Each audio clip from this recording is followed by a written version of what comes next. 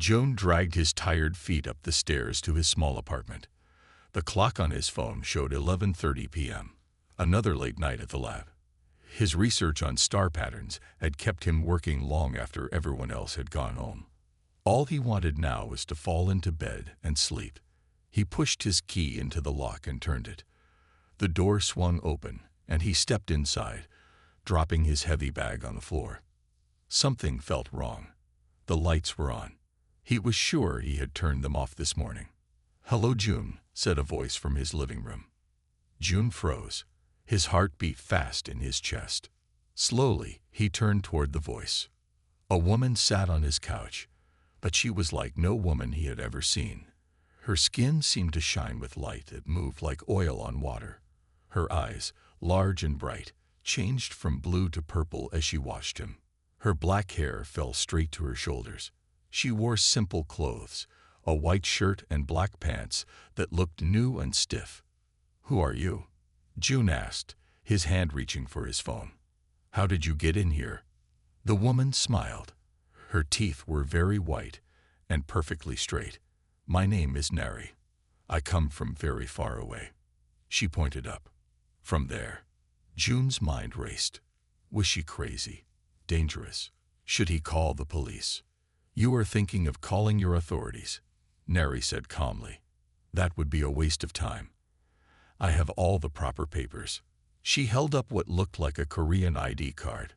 "According to Earth records, I am Neri Kim, a visiting student from a small town. Everything is in order." June took a step back. "What do you want?" "I want to learn," Neri said. She stood up.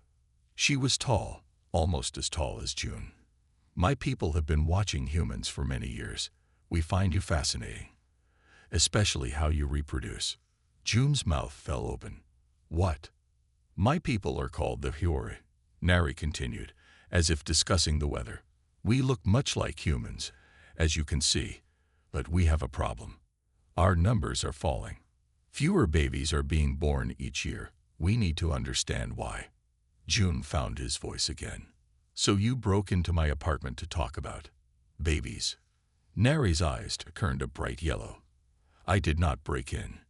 Your building manager let me in. I explained that I was your new roommate.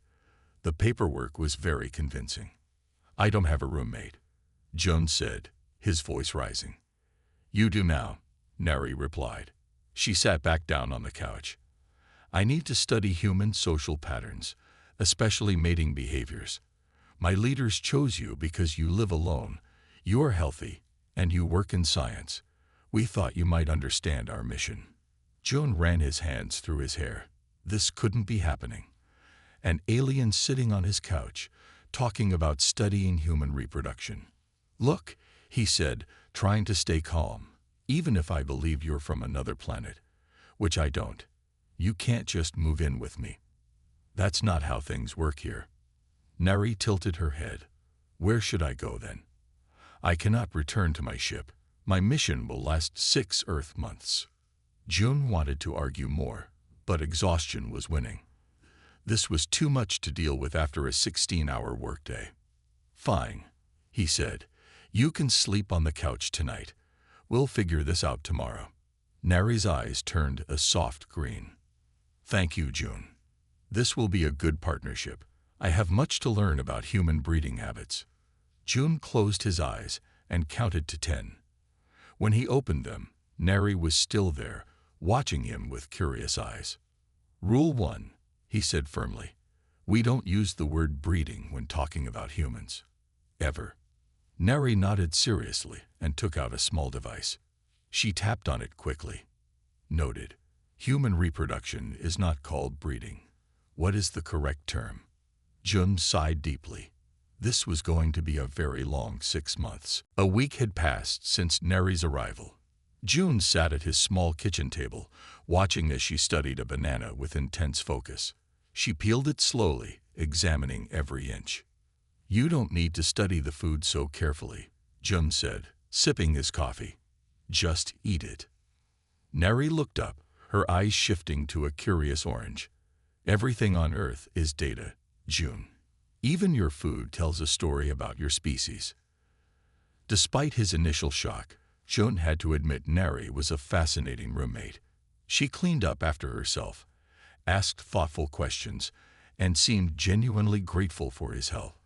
He still wasn't entirely sure she was really an alien, but her odd behaviors and color-changing eyes were hard to explain otherwise. The doorbell rang, interrupting his thoughts. "That's my friend Tai," Jun said, standing up. "Remember what we talked about?" Neri nodded seriously. "I am Mary Kim, a student from a small town. My eyes change color because of special contacts. I should not mention space travel or breeding habits." "Right," Jun sighed, and went to open the door. Ta stood in the hallway, holding a paper bag of takeout food. He was shorter than Jun, with round glasses and a friendly smile. "So where's this new roommate you told me about?" Ta asked as he walked in. As a biologist, Ta had been extremely curious when Jun had called him about Neri. Neri stood up straight when Tai entered. "Hello, I am Neri Kim. It is a pleasure to meet Jun's friend." Tae's eyes widened as he watched Neri's eyes shift from orange to blue. "Wow, those are some contacts. They look so real." The three sat down to eat the food Tai had brought. Neri examined each dish with scientific interest before trying small bites. "So, Neri," Ta said between mouthfuls of noodles, "Jun tells me you're interested in human biology." Neri nodded. "Yes, my people are very interested in how humans reproduce. Our own methods have become less effective." Tai nearly choked on his food. Jun kicked Neri under the table. "What my roommate means," Jun said quickly, "is that she's studying population trends for her school project." "No," Neri said simply. "I mean that my species reproduces through a genetic exchange ceremony that has grown inefficient. Our population is falling, and we believe humans may have a solution." There was a long silence. Ta looked from Neri to Jun and back again. "Is this a joke?" Ta finally asked. Jun sighed deeply. "I wish it was." Over the next hour, Neri explained her mission to Ta.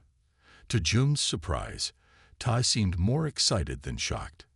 "This is incredible," Ta exclaimed. "Real alien biology to study. What exactly do you want to know about human reproduction?" "Everything," Neri said. "But most importantly, I must experience it firsthand. My leaders believe that direct participation will provide the best data." Both men stared at her. "You mean?" Ta began. "I must attempt human breeding practices myself," Neri stated matter-of-factly. Jun would be the logical partner for this experiment. Jun's face turned bright red. "Absolutely not.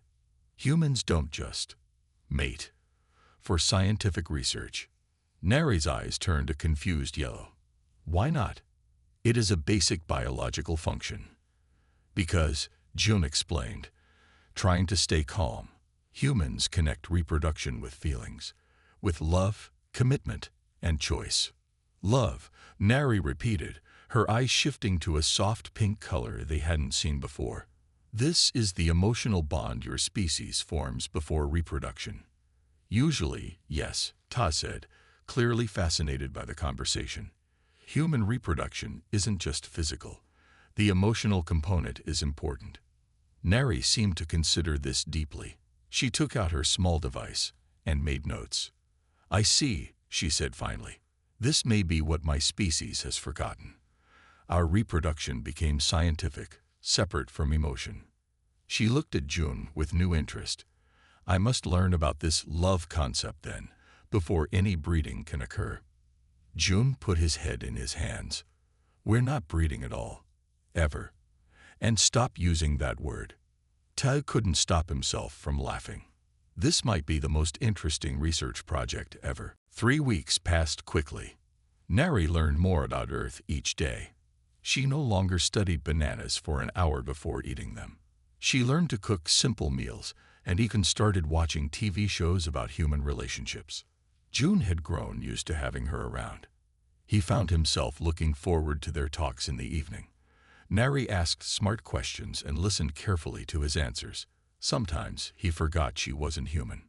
Tonight, they were having dinner with Ty and his girlfriend Hannah at a small restaurant near June's apartment. Hannah worked as a teacher and had been told that Neri was a foreign student studying in Korea. "So, Neri, how are you liking our country?" Hannah asked, smiling warmly. Neri's eyes turned a pleased blue. "I find Korea, very interesting. Humans have many customs I am trying to understand." Under the table, June gently kicked Neri's foot. She had been getting better at pretending to be human, but still made mistakes. "Humans," Hannah laughed. "You talk like you're from another planet." Tae coughed loudly. "Neri means people. Her Korean is still a little basic." As they ate, Jun noticed Neri watching Ty and Hannah closely. The couple held hands between dishes and shared small smiles. Ty would occasionally brush Hannah's hair back from her face. These small acts of affection seemed to fascinate Neri the most. On the walk home, Neri was quiet. Her eyes had turned a thoughtful purple color. "You're thinking hard about something," Jun said as they entered their apartment. Neri nodded. "The way Tae and Hannah interact, it is different from how you and I interact, or how you and Ty interact." "Well, yes. They're a couple. They're in love," Jun explained, sitting on the couch. "This love creates a different type of bond," Neri said, sitting beside him. "I observed 72 small touches between them during dinner. Each touch seemed to create a positive response." Jun smiled. "That's one way to look at it, I guess." Neri turned to face him fully. "Jun, I have been here for 23 Earth days. I have observed many human interactions. I have watched 17 romantic movies. I believe I understand enough now." "Enough for what?" Jun asked, suddenly nervous about her serious tone. "I would like to formally propose that we attempt a human breeding." She stopped herself. "I mean, a human reproduction procedure." Jun stood up quickly. "Neri, we've talked about this. Humans don't just reproduce for research." "I understand that," Neri said, her eyes turning a deep blue. "But my mission is important. My species is dying." Jun. For the first time, Jun saw real emotion in her face. Her usual calm scientific manner was gone. "What do you mean?" he asked. "Each year, fewer of my people are born," she explained. "Our scientists have tried everything. They changed our genetic code. They created new reproduction methods. Nothing works." She looked down at her hands. "We think we lost something important when we made reproduction a science only." Jun sat back down. "What do you mean?" "My people used to be more like humans. We had feelings. We had pair bonds. But over time, we thought those things were inefficient. We removed the emotional parts of reproduction. Now it is just a medical procedure." She looked at Jun, her eyes now a sad gray. "I think that was our mistake." "So you're not just here to study the physical part of human reproduction," Jun said slowly, understanding. Neri shook her head. "No. I need to understand the emotional part too. The part my people forgot." She reached out and carefully took his hand, copying what she had seen Ty do with Hannah. "I do not ask this lightly, Jun. I am asking you to help save my species by teaching me about human connection." Jun looked at their joined hands. He was surprised that her skin felt warm, just like a human's. "I can't just," he started. "I am not asking for immediate breeding," Neri said quickly. "I am asking to learn about the steps that come before. The courtship, the bond building, the love." Jun didn't know what to say. This was not what he had expected when an alien showed up in his apartment. 2 days after Neri's proposal, Jun still hadn't given her an answer. How could he? This wasn't a normal situation. She wasn't even human. But as he watched her reading a book on human psychology on the couch, he had to admit something had changed. He no longer saw her as just an alien researcher.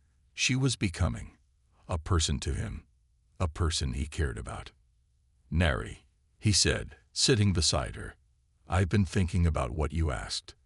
Her eyes turned a hopeful green as she looked up. Yes, I can't agree to reproduction, but I could help you learn about human relationships. We could go on some dates, like humans do when they're getting to know each other.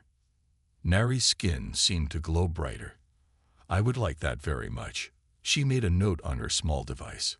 What is the first step in this dating process? June smiled. Usually dinner or a movie. How about Friday night?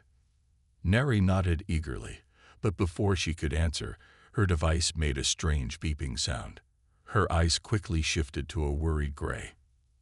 I must take this communication, she said, standing up. In private, please. June nodded and went to the kitchen to give her space. He tried not to listen, but Neri's voice grew louder as she spoke in a language he didn't understand. She sounded upset. When she returned, her eyes were a dark, stormy blue. Is everything okay? June asked. It was my superiors, Neri said, her voice flat. They are not happy with my progress. They want results faster. What kind of results? June asked. Neri looked away. They want human genetic samples. Samples, like blood. That and reproductive material. Neri's eyes wouldn't meet his. They believe human DNA might help solve our fertility problems. June stood up, anger rising in him. So that's what this is really about. Getting my DNA. Not understanding human relationships at all. No. I mean, yes, they want samples, but my interest in human emotional bonds is real, Neri insisted. My people need both. June paced the small living room. You should have told me this from the start. As they argued, Neri's device fell from her pocket. It lit up, projecting a hologram of an older Hyory with stern features. Report progress, researcher Neri, the hologram demanded. Have you acquired the human genetic material yet? June froze, staring at the floating image. No, Elder Co. Neri replied quickly. The human subject requires more time. Time is what we don't have, the Elder cut her off. Remember your mission. The emotional study is secondary. We need viable human DNA to test our hybridization theory. That is your primary objective. The hologram disappeared. Silence filled the room. Hybridization, June whispered. You want to mix human and Hyory DNA without asking us. Neri's eyes turned a distressed yellow. It's just a theory. They think. I don't care what they think. June interrupted.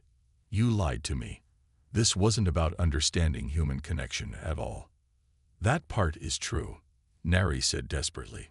My interest in human emotions is real. But yes, my mission also includes collecting genetic samples. June felt foolish. He had started to trust her, even like her. Now he felt used. I think you should leave, he said quietly. Where would I go? Neri asked, her eyes now a sad gray. Stay with Hannah. She has a spare room. I'll call her. To his surprise, Hannah agreed to let Neri stay with her. She had become fascinated by the alien's perspective on human relationships and wanted to help.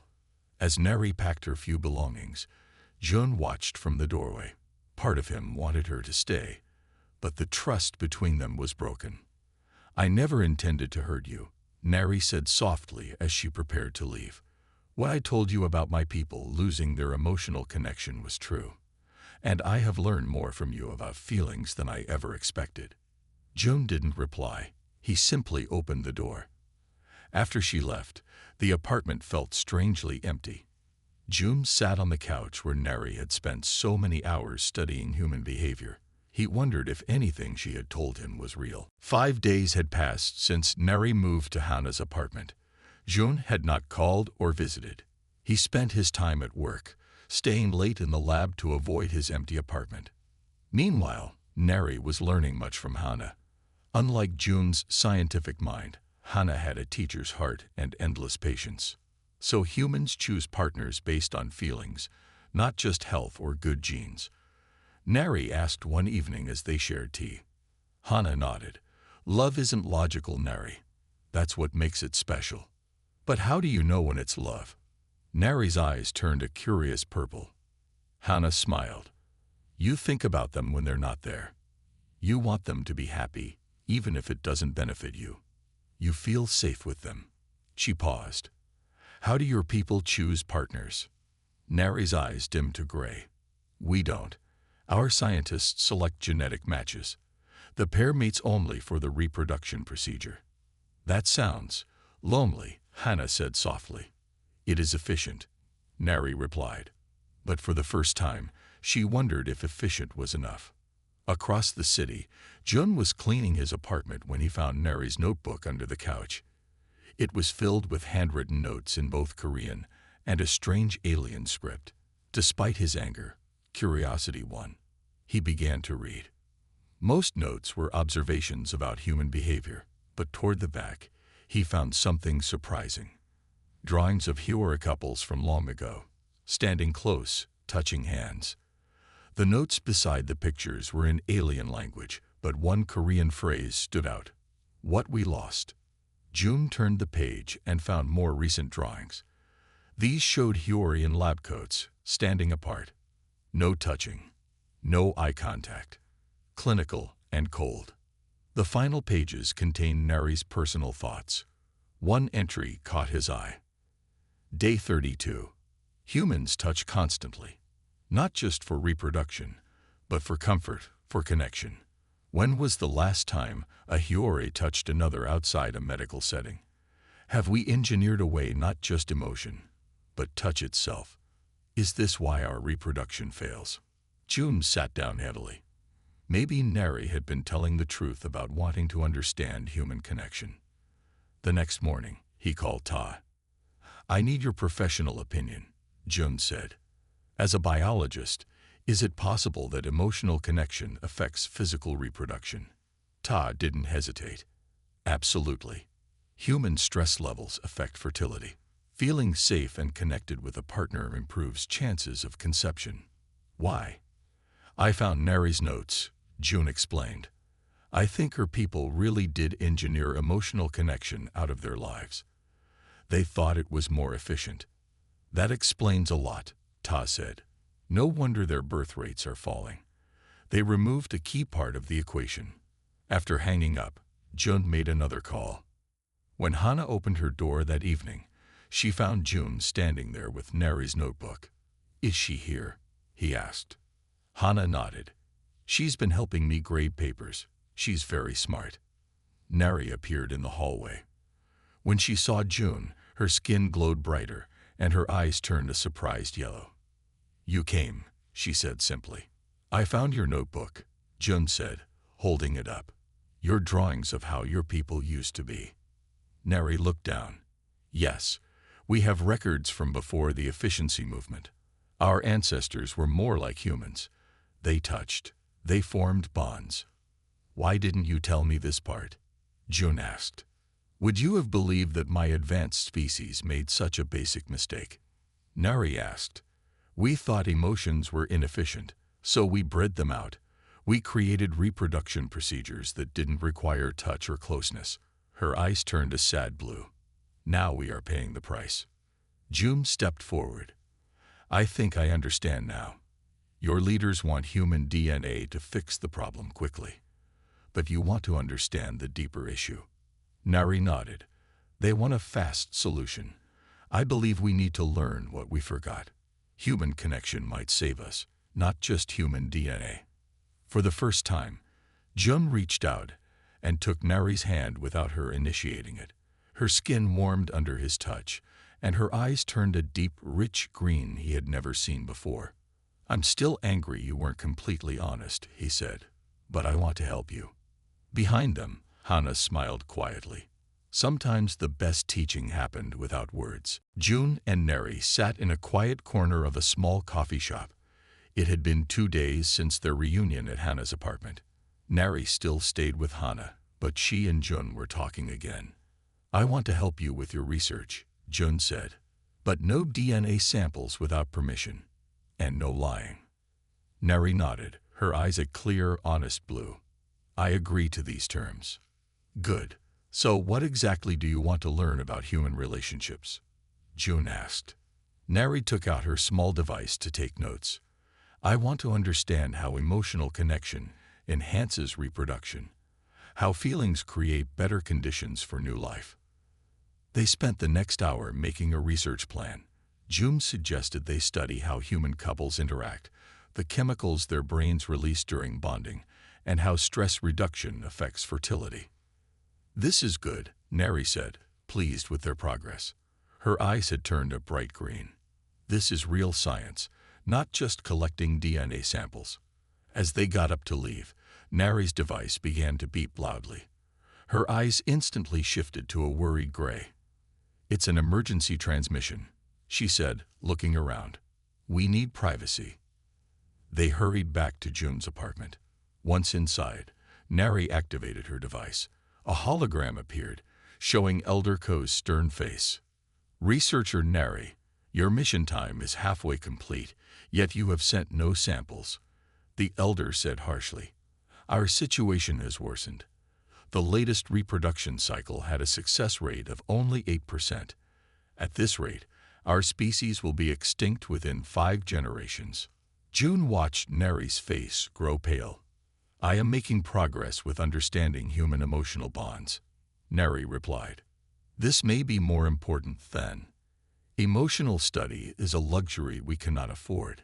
Elder Ko interrupted. The High Council has approved more direct measures. We are sending a collection team to Earth.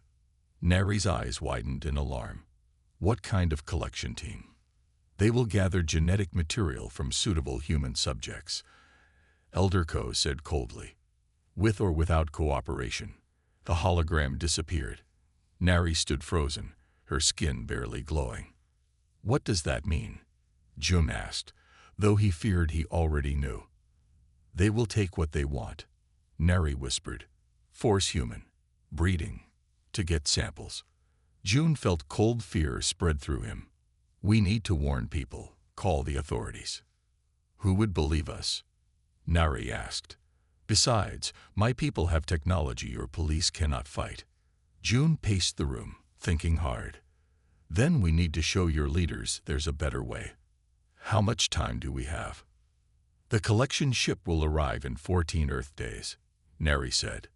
June stopped pacing. Then we have 2 weeks to prove your theory. We need help. Real scientific help. He pulled out his phone and called Ta. After explaining the situation, Tai agreed to come over immediately. He arrived 30 minutes later with Hana.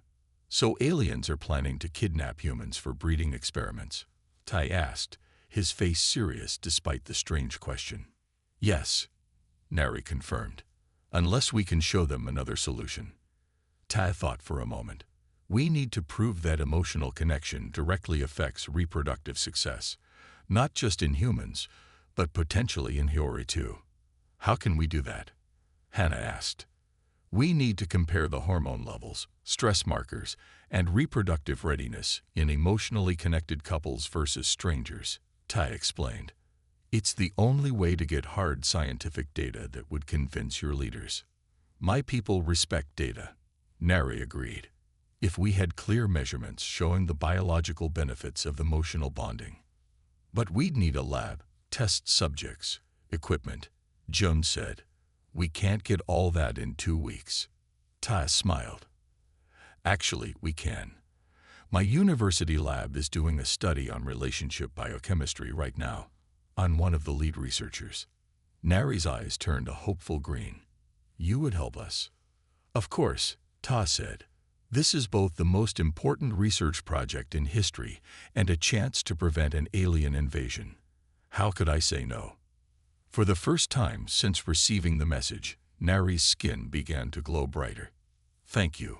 June looked at his friends, human and alien, all working together to solve this crisis. Something occurred to him. Neri, he asked, does your device record our vital signs when we interact? Neri nodded. Yes, it monitors heart rate, body temperature, and certain chemical markers. Why? Because, June said, taking her hand, we already have data. Us, from the first day you arrived until now. how my reactions to you have changed, how yours have changed toward me. Neri's eyes widened as she realized what he meant. Our own interactions are the first proof. Exactly, Jun said. And we're just getting started. Ta's university lab was busy with activity. It was late evening, and most regular staff had gone home. This gave their small team privacy for their unusual research. These are the couples participating in my relationship study, Todd explained, showing Neri a computer screen with data. 10 couples who just met, 10 who have dated for 1 month, and 10 who have been together for years. Neri studied the numbers with intense focus. Her eyes had turned a deep purple, the color they always became when she was thinking hard. The hormone differences are clear, she said. Couples with emotional bonds show higher levels of oxytocin and lower cortisol. Exactly, Ta said. Less stress, more connection chemicals, and look at the fertility markers. June pointed to another chart. The longer-term couples show better reproductive readiness, even though none of them are trying to have children. Hannah, who had been organizing paperwork, joined them. So being in love actually makes humans physically more ready to reproduce, even if they don't plan to. Yes, Neri said excitedly. This supports my theory. Emotional connection creates biological changes that enhance reproduction potential. Her skin glowed brighter than usual. This is what my people lost when we removed emotion from the process. June watched as Neri worked. Over the past week, she had shown more emotion herself. Her eyes changed colors more often. Her voice had more ups and downs. She was becoming more human. We need to run one more test, Ta said. We should compare your readings to ours. Neri looked confused. My readings? Yes, Ta explained. You've been monitoring your own vital signs around June, right? Let's compare them to human patterns. Neri hesitated, then connected her device to Ta's computer. The screen filled with charts and numbers. This is from when you first met June, Ta said, pointing to the beginning of the data. And this is from yesterday. Everyone stared at the dramatic difference. At first, Neri's readings showed almost no hormonal response to June.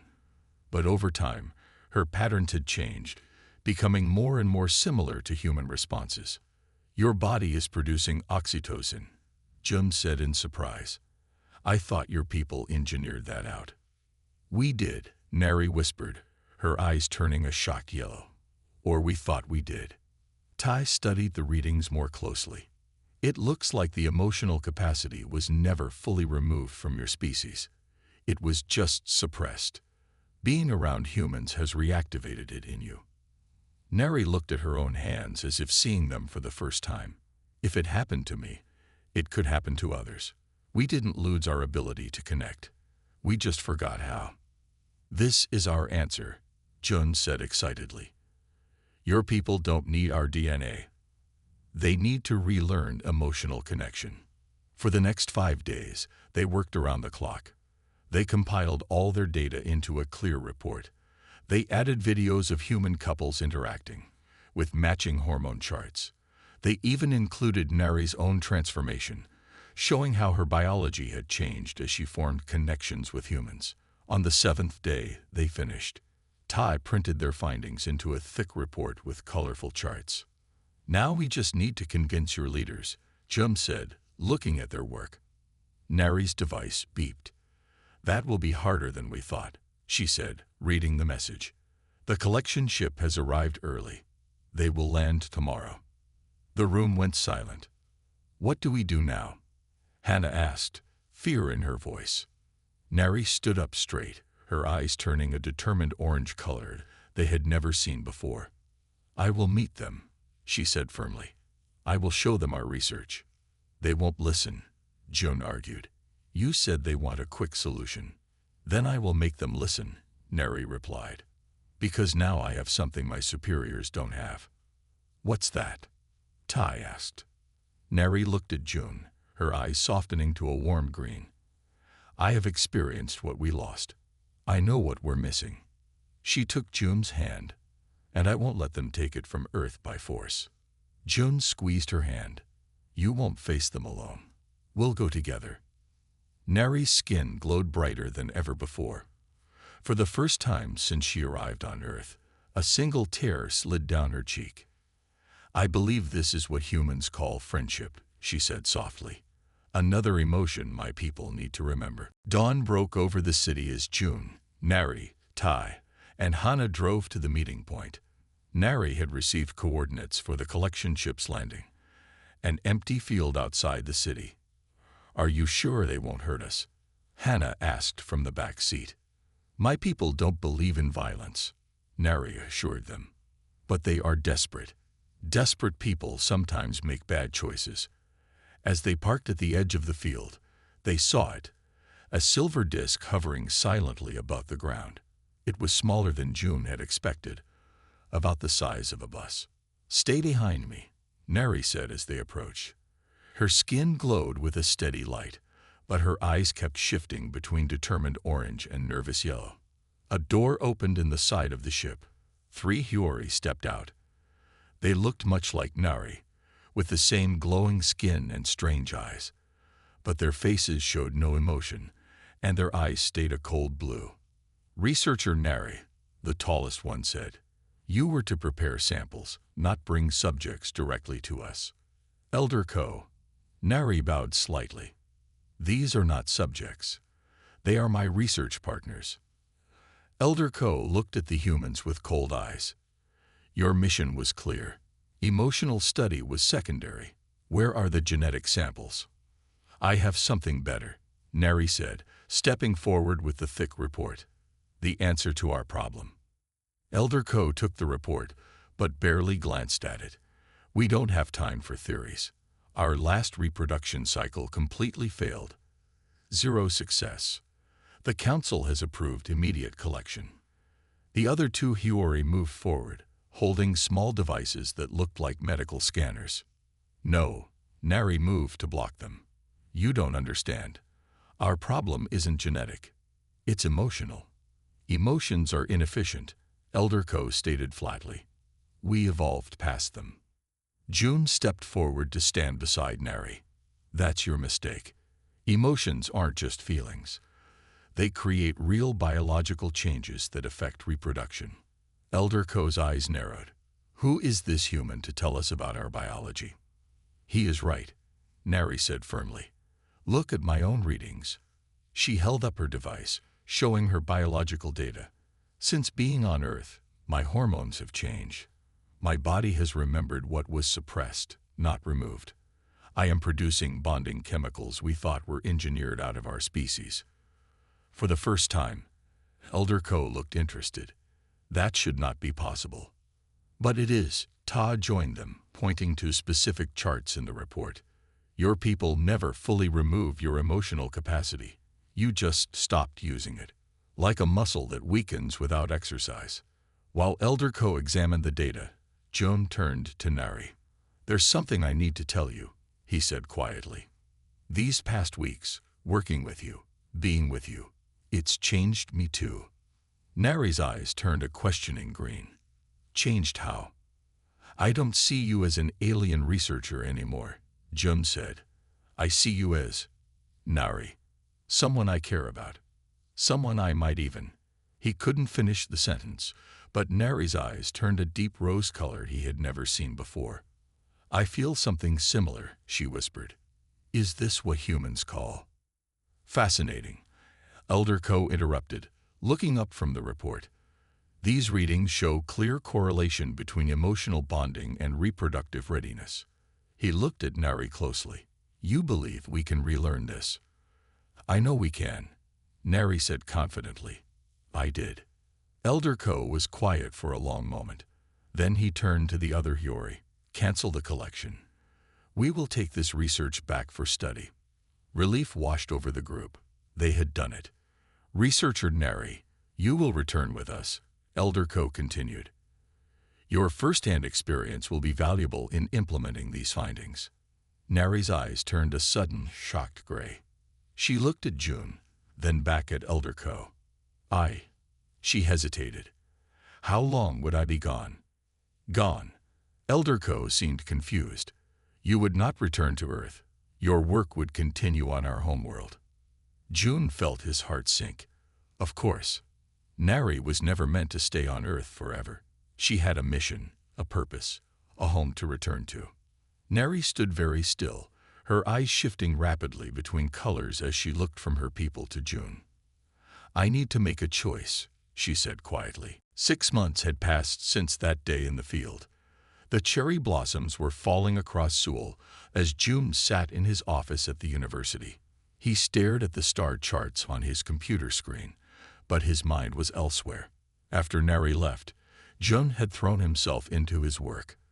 The university had created a new research position for him, director of xenobiology studies. Only a handful of people knew the real reason for this new department. Tai knocked on his open door. Still working late. June nodded, just finishing some calculations. You miss her, Ta said. It wasn't a question. June didn't answer. He didn't need to. They both knew it was true. Nari had made her choice that day. She had returned with her people, taking their research to help save the Hyori. Her last words to June had been a promise. This is not goodbye forever. But 6 months was a long time, and June was beginning to lose hope. Come on, Ta said. Hannah is waiting. She said she has news from her new student. Since the Hyori contact, Hannah had been teaching a small private class on human culture and emotions. Her only student was a Hyori representative who had returned to Earth as part of a new exchange program. June rarely attended these classes. The memories were too painful. I should finish this work, June protested. The stars will still be there tomorrow, Tai insisted. This is important. Reluctantly, June followed his friend to Hannah's apartment. When they arrived, Hannah greeted them with unusual excitement. You're just in time, she said, ushering them inside. The transmission is about to start. On her computer screen was a secure video link. When the connection opened, June felt his heart stop. Nari's face filled the screen. Her skin glowed just as he remembered, but her eyes were a new color, a warm golden hue he had never seen before. Hello, friends, she said, her voice sending a wave of emotion through June. I bring news from the Hyori homeworld. Hannah and Ta moved closer to the screen. June stood frozen, unable to look away from Nari's face. Our first trial has been completed, Nari continued. 20 Hyori couples volunteered to attempt reproduction using the emotional bonding methods we documented. They spent 3 months learning about connection, touch, and emotional sharing. She paused, her eyes turning a bright, joyful green. 19 couples have successfully conceived. A 95% success rate. Hannah gasped. Ta clapped his hands. The council is amazed, Nari said. They have approved full implementation of the program. Our people are learning to feel again, to connect again. Her eyes shifted to June. Your human ways have saved us. That's wonderful news, Hannah said. Your student here has been learning so much to take back. Nari nodded. The exchange program is just the beginning, which brings me to my second announcement. She moved back from the camera, revealing a large window behind her that showed stars and the curve of a planet. I am currently on a ship returning to Earth, she said. The council has appointed me as the first Hyori ambassador to humans. I will be establishing a permanent cultural exchange office in Seoul. June finally found his voice. You're coming back. Nari's eyes softened to the rose-colored he had seen only once before. Yes, June. I'm coming home. Home.